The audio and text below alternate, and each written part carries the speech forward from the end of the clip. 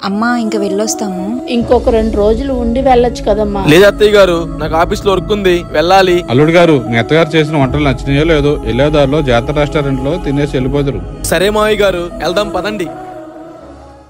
ఏంటి, ఒక మండి తీసుకుంటే ఇంకో మండి ఫ్రీగా ఇచ్చేస్తున్నారా? అవునండి, అది ఎక్కడో కాదు, మన విజయవాడ జాతర రెస్టారెంట్ లోనే. లోపలికి అడుగు పెట్టగానే ఆ అంబియన్స్ చూసి మైండ్ బ్లోయింగ్.